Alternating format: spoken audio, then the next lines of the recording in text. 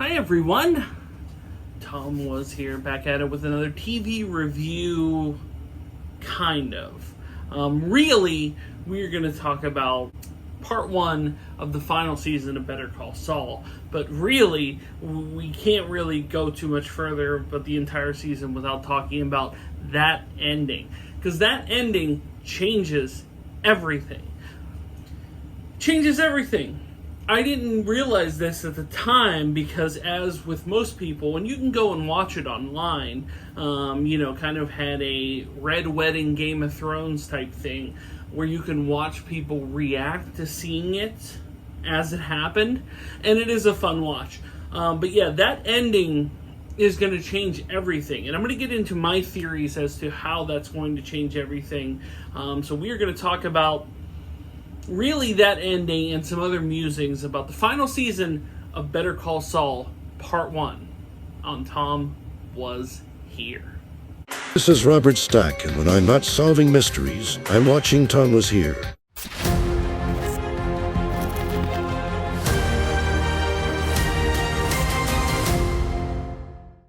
Okay, well, now,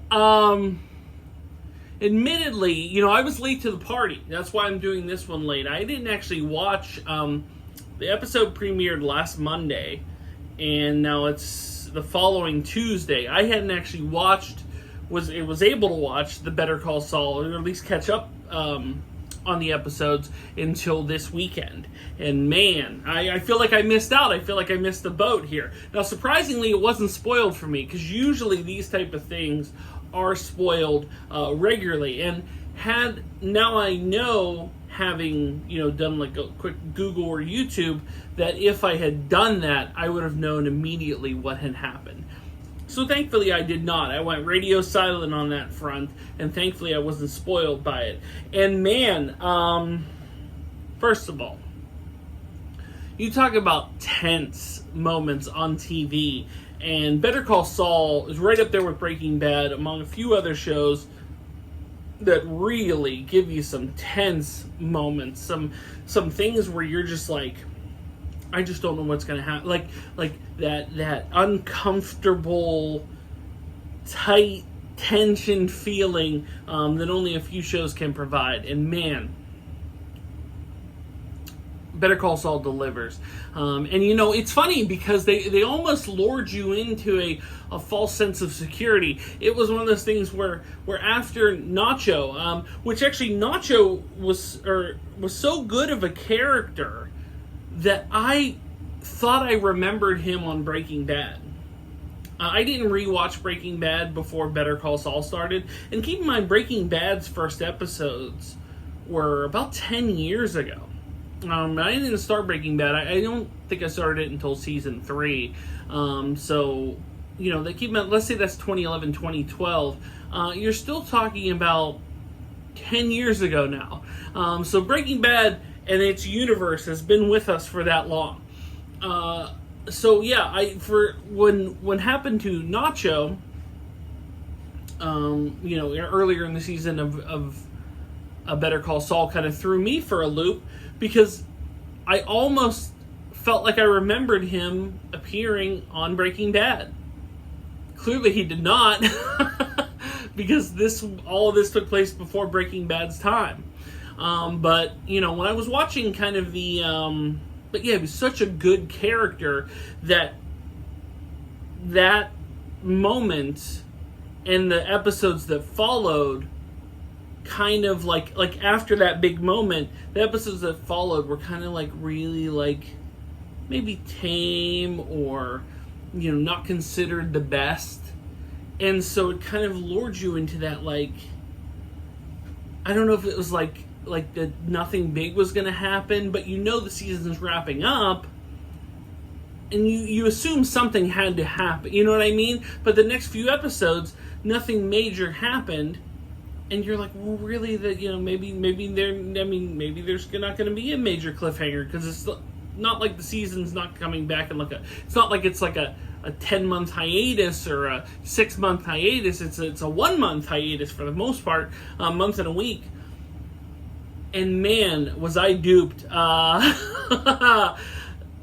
I mean, let's address what went down here.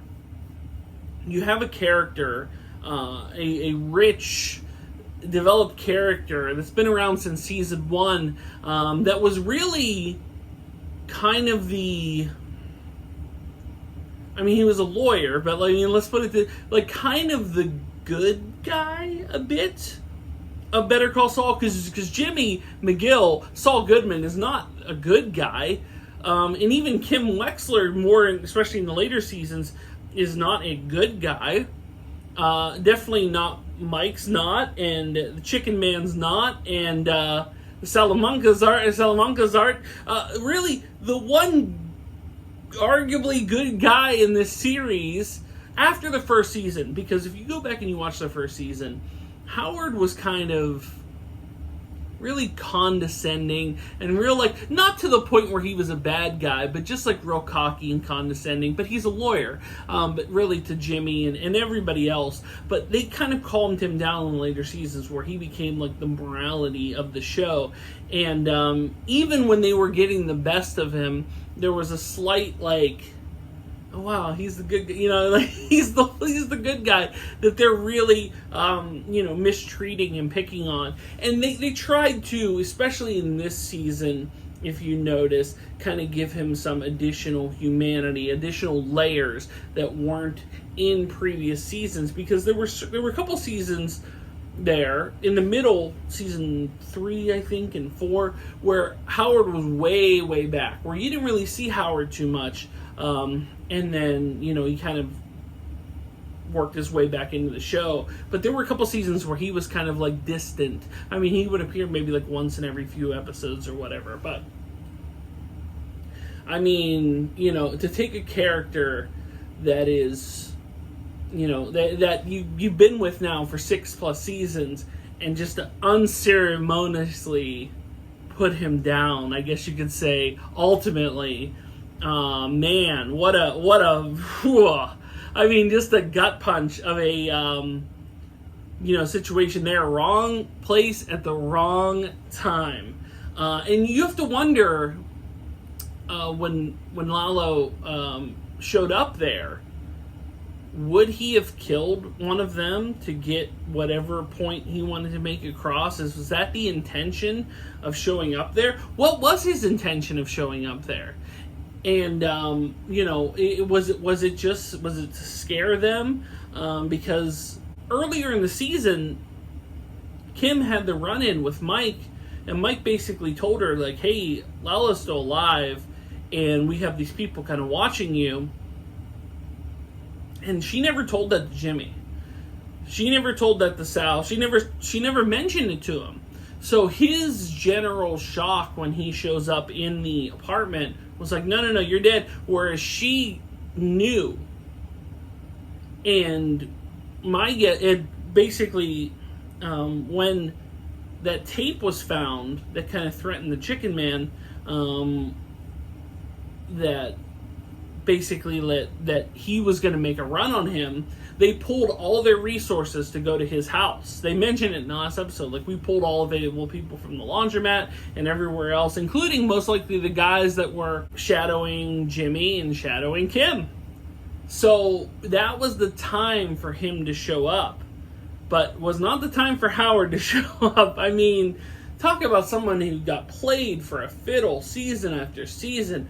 Finally, kind of calls them out on all of this for the years that he put up with this grief from them, and that's the result he gets. Man, what a not everybody gets a true Hollywood ending. Do you know what I mean? Sometimes you get unceremoniously put down, and that is what occurred here. But I think this changes everything about the series, mainly because I was trying to figure out how they could split Jimmy and Kim. I was trying to figure out how this could be done, because they were working as a tight bond. They're married. They're working as a tight unit. How could this be split up? Because I don't feel, and I could be wrong here, but I'm going to go based off a theory. I do not feel that Kim is behind the scenes of Breaking Bad. I don't feel when the Saul Goodman you see in Breaking Bad goes home that Kim is there waiting for him. I'm not seeing it. I don't believe it. But by that same rationale, I don't see a scenario where Kim gets killed and it's still the same Saul that you see in Breaking Bad.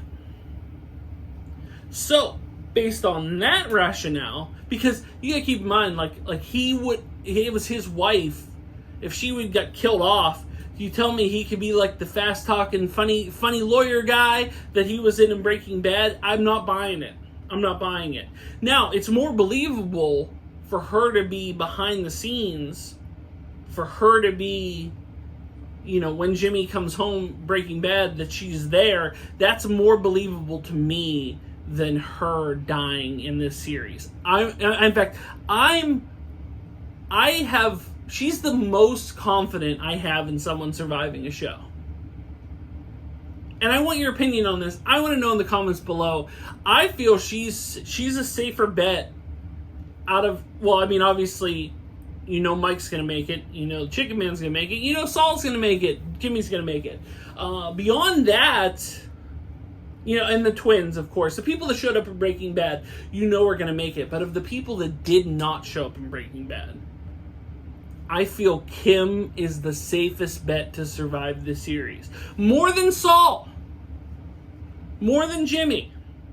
In fact, I think that's how it goes. Because what happened was that at the end of this episode, they kind of did the fade to black credits, and then they did almost like, I don't know if it was a promo or like a post-credit scene, but it's the future sequence that's always like in black and white, kind of, and it showed I'm not sure what location it showed, but like a nondescript, let's say a diner location, and you hear the voiceover of Saul / Jimmy, and he says something like, after all that, a happy ending. And then it says the final seasons, the final 6 episodes starting July 1st or something like that. And I think that's a happy ending for Kim. I can't imagine it's a happy ending for Saul. Like, keep in mind, in Breaking Bad, when Saul kind of cut bait and, decided he was going to be on the run, or he was going to change his identity and move to the middle of nowhere, are we to assume that Kim went with him? It's never implied that. And in fact, I think, and correct me if I'm wrong here, because I'm going based off memories that, from a show that I watched 5, 6, 7 years, or however long ago the final season of Breaking Bad was. But didn't they show Saul getting in the car with the handler guy and just, him being driven off to, this unknown location? Didn't they show something like that, or am I making that up? Yeah, leave a message in the comments below if you know. But the idea is, I'm not buying that both Kim and Jimmy are on the run, or that Jimmy and Sal, or Jimmy Sal, the same guy. Is that I have a feeling that Jimmy's on the run by himself. That he is not with Kim, has no contact with Kim, and I think the Howard death is the divide. I couldn't figure out what would divide them to this point, and that's what it is. It's Howard's death, because when Howard was there kind of undressing them, Jimmy had heard it all before. He's slipping Jimmy. There are people giving him a hard time about being a con man or whatever. It's old hat to him. But for her, she was like, you could see it was starting to bother her or grate to her. And even though they wanted to bring Howard down, or they wanted to, the Howard's been kind of the, the folly to their, where they want to get to. It was never to the point where they wanted him dead. Do you know what I mean? Like, it wasn't to that point where it's like, I wish he would, wish someone would kill him.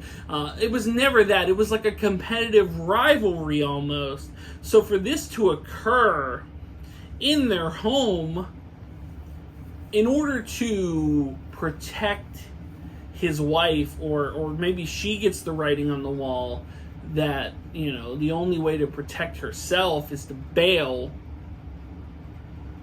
Maybe that's what happens. We're going based off working theories here. We somehow have to get to where Saul got with Walt. So somewhere in that point, I would assume it has to get to, because they have teased it that for sure Jesse and Walt are going to show up on Better Call Saul. In what capacity is hard to say. For all the way Vince Gilligan played it, it could be played for laughs, kind of like an offhanded cameo where, Saul ends up cutting them off at a red light or something, and they show up for 5 minutes, 5 seconds to yell at him or something. It could be something silly like that. But I think what they're attempting, they want to get to the point where Saul meets Walt. I think that's where it might end or come close to ending, but also they're going to wrap up this future storyline of Saul being, in the middle of nowhere, managing a Cinnabon. They're gonna wrap that up, and maybe they wrap that up with Saul's death. Maybe that's how it's wrapped up. That's why I feel more confident in Kim surviving than Saul surviving, because it's very likely that maybe Saul doesn't make it through the end of Better Call Saul, but Kim does, and maybe that's the happy ending that Saul's alluding to. Not a happy ending for him, but a happy ending for Kim. So that's a working theory. I do feel that Howard's death, of course, does change everything in that regard, especially if it divides Jimmy and Kim. Because if it does, that's it. That's the catalyst for it. Now, if for some reason they allude to the fact that Kim is with Jimmy, Saul, through the Breaking Bad thing, that's where it gets kind of shaky to me. I'm not saying he couldn't pull off the stuff that Saul does, but usually Kim's there to kind of moral compass him a bit, rein him in a bit. And there are times when, maybe even with the incident in the Breaking Bad thing, when it got too far. I mean, they said that's a theory there, but maybe where it got too, something that she would have maybe talked him out of, or said, maybe you want to rethink this or whatever, But then again, she's already got to a point now, just even Better Call Saul, where she's losing that kind of moral compass that she initially started out with. So, the point being is, when it wraps up in a bow is that these last 6 episodes are going to be very interesting. But if I had to, because there's going to be a big fallout, a few repercussions from Howard's death. One is you have to wonder if they succeeded on them crushing his reputation, where he looked unhinged at the end, to him showing up dead somewhere or him disappearing, would be them kind of like it wouldn't have been as big a deal. It would almost wrote the end to his story that he wasn't the storyteller of, where would his missing or him showing up dead somewhere be as big of a deal if friends and colleagues hadn't noticed him being unhinged the last few days, where it was just we kind of saw what was going to happen to him. We saw him with prostitutes, we saw him, we saw evidence of drug use, so it's not surprising that it ended this way. I mean, do they truly besmirch his good name, that if he does end up, disappearing, or they find the body somewhere, that they're like, well, he was a known, kind of guy? Or does it cause major problems for them, where because he didn't shy away from mentioning Jimmy McGill. Jimmy McGill, he's the bane of my existence, etc., in that last meeting, that it puts eyes on Jimmy. Hey, he was talking about you a lot, saying you were doing all the stuff to him, and now he's disappeared. Like, what's the deal there? Does it bring eyes on him? That's interesting to see how that's played. There's a lot of layers in which they can go here. But there's a lot also to wrap up in the final 6 episodes here, because they have to. This is not like an open ending. This is not like something where you can go in 9 million different directions. Eventually, you have to kind of funnel it down to what these characters have already been established on Breaking Bad. You can't just Mike gets killed or the Chicken Man gets killed. You can't do that because you've seen their deaths in the future. You've seen their deaths in Breaking Bad. But you could do that with the future of the Saul storyline beyond Breaking Bad. The events that unfolded, ending point beyond Breaking Bad, you could then make whatever ending you want to make out of that. For Kim, for Jimmy, for a lot of different characters that have been on the show over the seasons. You just can't do it with everyone, because some of them are funneled in. So it's going to be an interesting few last episodes. I'm really looking forward to it. Let me know your thoughts on Better Call Saul Season 6, Part 1. And it's not like the Stranger Things one. Stranger Things dropped over the weekend, and they have Part 1, which was 7+ episodes, and then the last Part 2 is 2 episodes, which is really weird.